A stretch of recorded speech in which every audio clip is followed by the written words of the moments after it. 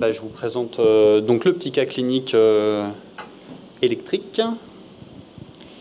Donc il s'agit d'une femme de 34 ans quand on l'a vue pour la première fois. C'est une patiente qui a une amylose Val-Met30 avec une atteinte neurologique au premier plan comme on voit souvent chez ces patients-là. Elle a une hypotension orthostatique et des troubles sensitifs qui remontent à mi-cuisse. Elle dit qu'elle marche globalement bien, mais elle a quand même un petit stépage et elle a une histoire familiale un petit peu dramatique avec une mère qui est morte à l'âge de 42 ans et elle-même elle a 2 filles jeunes. Et donc elle est adressée pour un bilan cardiologique. Et donc voilà le bilan initial en 2001.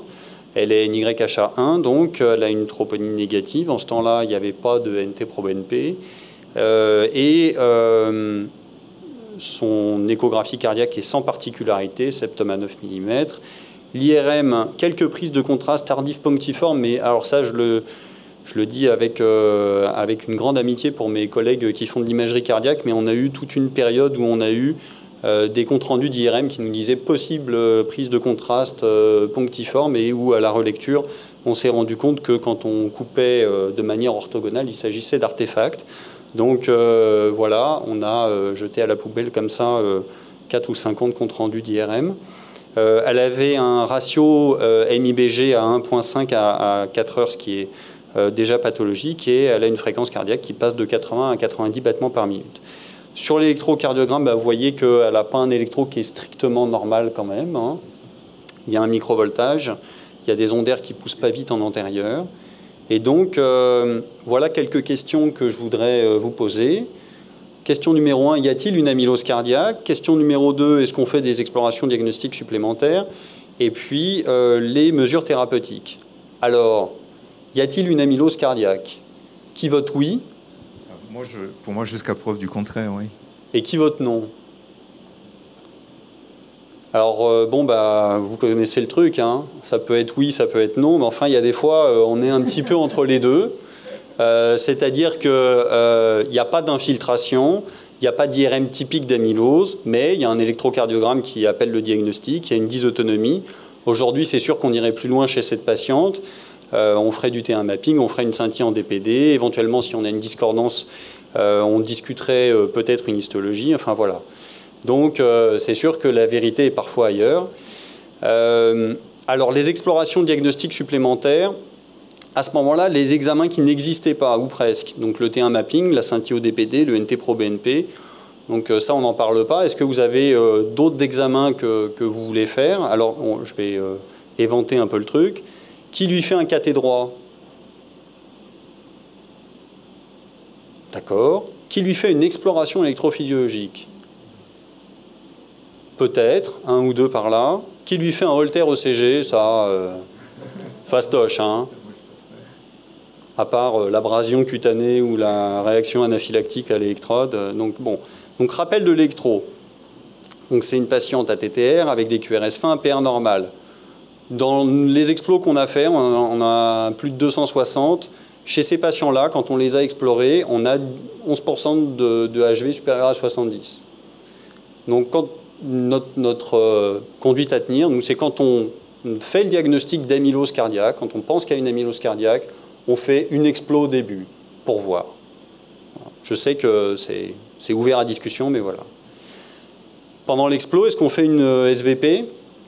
Alors, sur 200 patients, on a fait 200 SVP. Donc, sur 200 SVP qu'on a fait S3 de site, on a eu une SVP positive chez un patient qui avait une sténose serrée de l'IVA. On a arrêté de faire les SVP chez ces patients-là. Ça ne nous amène à rien, mais ça pose des questions sur le substrat proarythmogène de ces gens-là. C'est-à-dire qu'il y a un substrat proarythmogène, mais c'est clairement pas de la cardiopathie ischémique. C'est pas un truc où on peut faire tourner un circuit de TV, etc. Sur tes 200 patients, c'était combien de Val-Met30 en fait? 65% de Val-Met30 à peu près. C'était 2 tiers, 1 tiers, un peu moins de 2 tiers, 1 tiers. Et surtout des patients très neurologiques quand même dans cette population? Non, il y avait quand même, c'est moite-moite, hein, c'est-à-dire qu'on a la moitié de patients qui sont très neurologiques, mais on a la moitié de patients qui ont des mutations, qui ont des formes qui sont mixtes. Alors voilà le résultat de l'EEP. Vous voyez que je vous ai mis en rouge qu'elle avait un HV max qui était mesuré à 65 millisecondes. ce qui est bien mais pas top, comme on dit. C'est-à-dire que la valeur normale du HV en physiologie, c'est 45 millisecondes ou moins. Donc on ne peut pas dire qu'elle ait un HV qui soit strictement normal. Et elle a un point de Wenckebach qui est à 150 battements par minute. Donc par contre, une conduction nodale qui a l'air d'être correcte. Donc on a dit, bah, on ne fait rien. Elle part se faire transplanter. Et puis, dans le suivi, elle s'aggrave de manière modeste sur les troubles au niveau des troubles moteurs. Les troubles sensitifs, eux, restent stables. L'échocardiographie reste stable. En 2007, elle fait un rejet chronique de son greffon hépatique et donc on pose l'indication d'une transplantation hépatique rédux. Et voilà, à ce moment-là, son électrocardiogramme. Alors là, je ne sais pas si vous voyez les choses. Vous voyez un peu ? Et donc là, l'ambiance n'est pas la même. On a déjà plus vraiment de microvoltage, mais on a surtout des troubles conductifs qui sont apparus. On a un bloc droit, on a un axe gauche. Et donc là, cette fois-ci, on ne s'est pas trop posé de problème. On lui a refait une exploration électrophysiologique. Cette fois-ci, elle avait un HV qui était à 75 millisecondes et un point de Wenckebach qui était à 100 battements par minute. La SVP, puisqu'on était persistant en ce temps-là, elle était toujours négative. Et voilà. Et vous voyez qu'avec ça, une atteinte qui est un petit peu dissociée, puisque sur le plan hémodynamique, on a des biomarqueurs qui sont négatifs. On a un septum interventriculaire qui a pris péniblement 1 mm en 6 ans. En IRM, il y a peut-être des prises de contraste un peu plus nettes. Et par contre, la dysautonomie, elle, c'est aggravé. Donc c'est la progression à bas bruit chez une patiente transplantée d'une forme neurologique et électrique d'amylose. Donc là, cette fois-ci, qui lui met une prothèse ? Tout le monde est d'accord, hein, on a la progression de troubles conductifs, on se dit qu'à un moment, ça va probablement mal se terminer. Elle est donc retransplantée en 2007. Et puis, vous voyez le suivi derrière.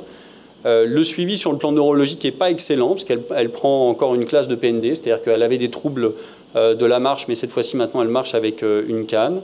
Et puis, sur le plan cardiologique, maintenant, on la voit avec, vous voyez, les taux de stimulation ventriculaire. Ça augmente doucement, doucement, doucement, puis d'un seul coup, boum, là, on est à plus de 90% de taux de stimulation ventriculaire, alors que vous voyez que par ailleurs, le taux de stimulation atriale, lui, il reste extrêmement bas.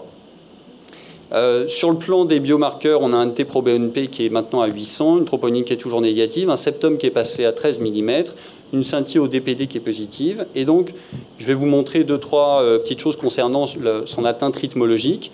Voilà son électrocardiogramme. Donc le jour où on la voit, elle fonctionne en DDD. Voilà quand on inhibe le pacemaker ce qui se passe. Alors je vous ai mis avec des petites flèches bleues les artefacts de détection atriaux. Mais donc vous voyez qu'au début ça commence par un peu de BAV3, puis petit à petit on a P qui conduit, PR un peu plus long, P bloqué, puis ça se reproduit. Donc elle a un petit peu de BAV3 au début, puis après en fait elle a du Wenckebach incessant. Et puis sur les mémoires Holter, on voit aussi des petites salves qui sont manifestement des petites salves d'arythmie ventriculaire.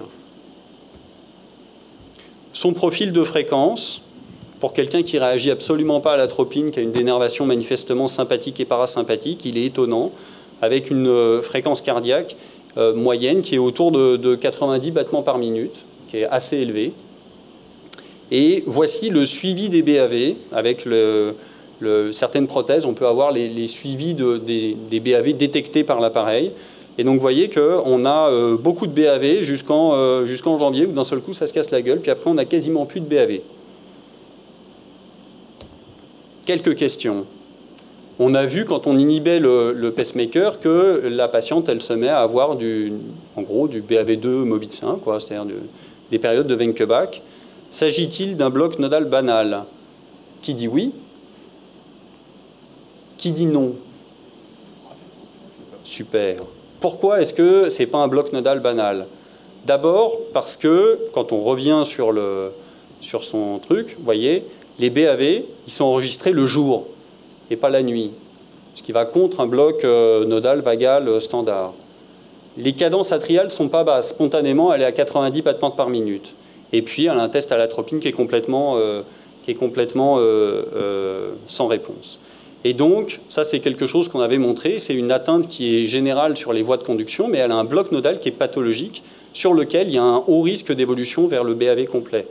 Donc faites attention quand vous explorez vos patients.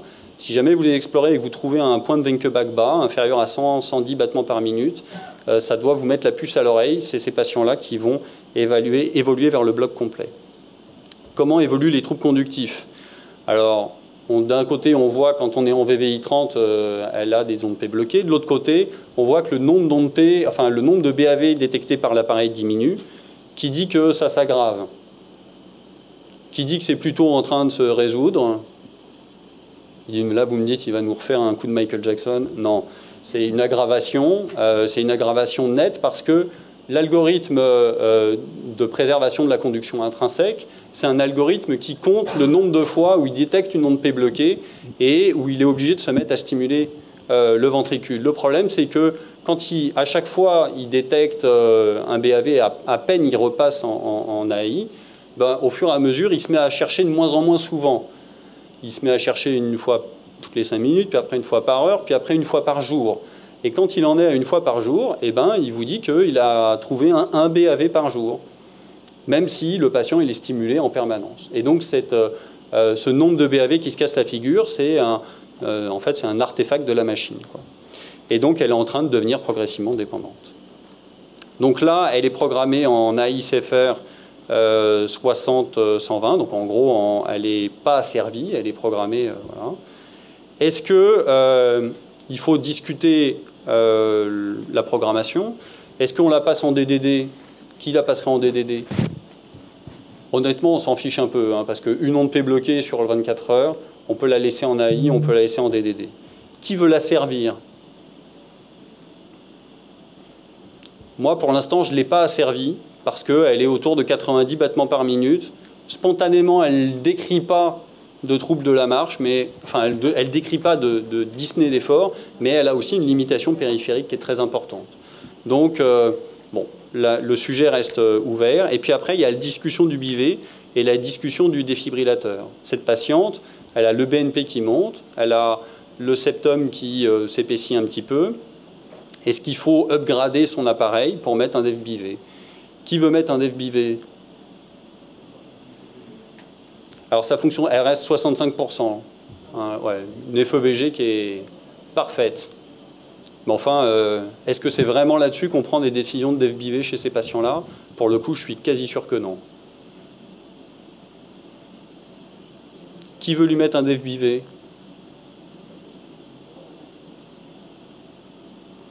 Bon. Qui lui laisse son pacemaker? Ok. Bah, c'est un peu ce qu'on a prévu de faire, mais je pense qu'on va la mettre sous amiodarone parce que ces petits troubles du rythme ventriculaire, là, c'est pas quand même nickel. Voilà. Donc, complexité du diagnostic d'amylose cardiaque sur les formes précoces, c'est-à-dire que, honnêtement, cette patiente-là, quand on voit les différents critères d'inclusion, d'attract, de choses comme ça, enfin des essais thérapeutiques qui ont été menés sur l'amylose cardiaque, initialement, elle rentrait dans aucun essai sur l'amylose cardiaque. Et pourtant, enfin, vraisemblablement, tout le monde a voté qu'elle avait déjà une atteinte au moins électrique de son cœur. La problématique du suivi des patients sous traitement anti-amyloïde, ça c'est quelque chose qu'on va voir de plus en plus arriver. Ces patients-là, ils peuvent avoir une évolution à bas bruit du tableau cardiologique, mais cette évolution, si elle est à bas bruit, elle n'en est pas moins réelle. Et puis, on peut avoir des évolutions qui sont dissociées sur le plan neurocardio, rythmo-hémodynamique, dysautonomie, insuffisance cardiaque. Et donc, il faut vraiment avancer à chaque fois et avoir des évaluations qui sont longitudinales, scrupuleuses et complètes. Merci.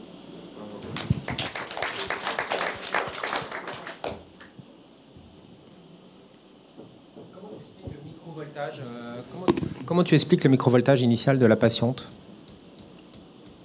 Puisqu'elle n'a pas d'hypertrophie. En fait, c'est exactement ça. C'est quoi la définition de l'amylose cardiaque, hein? Je pense qu'on a bien compris. Donc là, elle a une amylose neurologique cardiaque.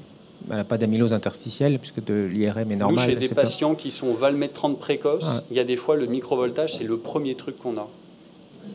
Bah, chez nos patients aussi, mais tu vois, est-ce que tu as une hypothèse physiopathologiques, quoi. Sur pourquoi ils sont... Ouais, microvoltés. Qu'est-ce que c'est qu'un microvoltage? Tu vois, on apprend que c'est l'hypertrophie, l'infiltration, l'air, le machin, etc. Ouais, mais on a des patients comme les tiens. Moi, je comprends pas, en fait. Voilà. Donc, est-ce que c'est l'activité neurologique? Eh ben, actuellement, là, on est en train de finaliser un protocole où on va leur faire de la veste d'Eisager, là, pour essayer de comprendre un peu les vecteurs d'activation et voir s'il n'y a pas une sommation de vecteurs qui s'annule chez ces patients-là. Comme on dit, l'hypertrophie, normalement, c'est sur le septum. Initialement, son échographie, quand on marque septum à 10, strain normal, plus ou moins infiltré, l'aspect échographique était vraiment une infiltration des valves du septum interatrial et elle avait vraiment un aspect brillant infiltré des valvulaires, quoi. Et avec un aspect brillant du septum, même s'il n'était pas très hypertrophié. Avec un strain qui était préservé, mais une atteinte qui était un peu sur les segments baso-septales, qui est peut-être une forme précoce d'atteinte cardiaque amyloïde qui n'est pas encore dans les critères diagnostiques. Après, on a l'impression qu'il y a deux modes d'évolution parallèles, comme tu le disais, un mode neurologique qui est prédominant initialement, et puis on sent qu'il rentre progressivement ensuite dans une pathologie un peu plus, entre guillemets, hémodynamique ou musculaire, non? Enfin, c'est le sentiment qu'on a sur la présentation que tu fais. Oui, c'est-à-dire que je ne sais pas comment elle évoluera dans 5 ou 10 ans, quoi, mais ce qui est sûr, c'est que l'évolution hémodynamique, là, elle n'est clairement pas au premier plan. N'était pas, et puis ensuite elle devient n'était pas, plus, mais voilà, elle est en train de le devenir probablement. Alors après, la part de la stimulation ventriculaire droite dans la dégradation hémodynamique récente, est-ce que... voilà. C'est sûr qu'elle rentre dans une zone où il va vraiment falloir la surveiller de près, quoi. Ce qui est un commentaire, c'est que ce qui est intéressant, c'est que vous l'avez traité, vous l'avez greffé 2 fois du foie. Hein. Donc, c'est-à-dire que c'est quelque chose effectivement qu'on voit, mais c'est pas clair peut-être pour tout le monde, c'est que vous lui avez changé le foie, donc elle ne produit plus de transthyrétine mutée. Vous êtes d'accord? On change le foie, il n'y en a plus que dans l'œil. Hein. Mais ces malades-là, ils peuvent continuer à progresser sous une amylose cardiaque sénile. Vous me suivez ou pas? Et quand ils progressent sur l'amylose cardiaque sénile, ils ne vont plus forcément avoir d'atteinte neurologique, ou l'atteinte neurologique a été bien prise en charge, on va dire, par la greffe et le fait qu'il n'y ait plus d'amylose mutée. Tu me corriges, hein, Vincent? Mais ils peuvent continuer à développer une atteinte cardiaque amyloïde de TTR sénile. Et donc il y a normalement un cut-off pour choisir chez les valmetrante quand est-ce qu'on les greffe du foie. Et s'ils ont une atteinte cardiaque avec un septum supérieur à 12, on sait qu'ils vont progresser assez rapidement sur l'amylose sénile au niveau cardiaque. Hein. C'est votre expérience. Et donc là, elle était parfaite, mais on voit que malgré tout, elle développe une amylose sénile cardiaque. Et donc il y a une sorte d'aimant qui se fait probablement parce qu'effectivement elle avait des dépôts intracardiaques qu'on ne voit pas, mais qui témoignent, etc., qui ont attiré en fait des fibrilles non mutées, quoi. Donc c'est une histoire de fou. Hein, mais... Ceci étant, là on est à... Tu la mettrais sous ta famille 10 On est à 17 ans, ou à 15 ans, ou 16, enfin, première greffe en 2001. Donc on est à 17 ans de sa première greffe. Donc elle a quand même déjà largement dépassé l'espérance de vie moyenne d'une amylose valmetrante. Sa mère est morte à 42 ans, mais elle est morte de ça. Comme le tafamidis sans marcher dans les amyloses séniles nous, on en a mis un certain nombre sous tafamidis derrière en disant que c'est des gens qui étaient en train d'échapper malgré la transplantation.